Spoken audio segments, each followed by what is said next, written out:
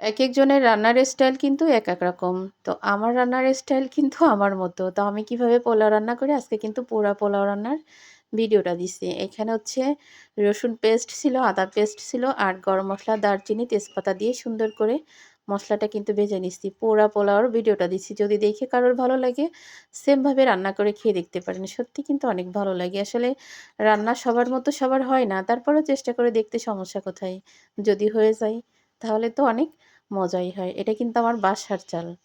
বাসার নতুন ধানের চাল আর পোলাও চাল আছে মনে হয় ২.৫ পটের মতো। এখন ছেলেদের বায়না আমার কিন্তু পোলাও রান্নার কোনো প্রস্তুতি আমি নেইনি। আর মাসের শেষ, এখনো মাসের বাজার আমার হয়নি।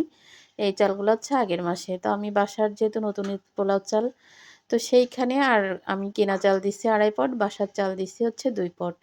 দিয়ে বেশি করেই পোলাও রান্না করেছি। যেহেতু ছেলেরা খাবে, বিকালে আবার বোন আসবে। ওরা থাকলে মানে ওদের জন্য একটু রেখে দেবো এজন্য।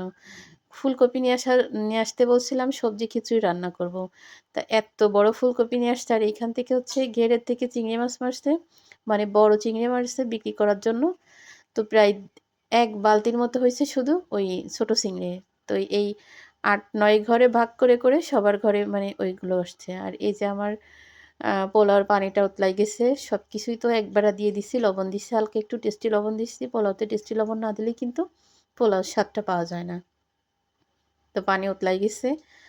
আমি কিন্তু এইখানে চাল দিয়ে দিছি।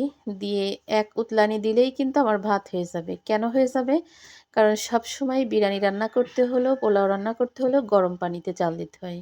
গরম পানিতে চাল দিলে একবার উতলালেই কিন্তু আর ভাতের জন্য অপেক্ষা করা লাগে না। আর একটা ভাতের সাথেও কিন্তু একটা ভাত মিশবে না যদি গরম পানিতে দেয়। অনেকে আছে ঠান্ডা পানি দেয়, কিছু ভাত ফোটে, কিছু ভাত কিন্তু না ফোটা থেকে যায়। তো এই গরম পানিতে চাল দেওয়ার পরে মানে ফুটন্ত পানিতে চাল দিলে কিন্তু একটা ভাতও আফোটা থাকে না। সবগুলা একসাথে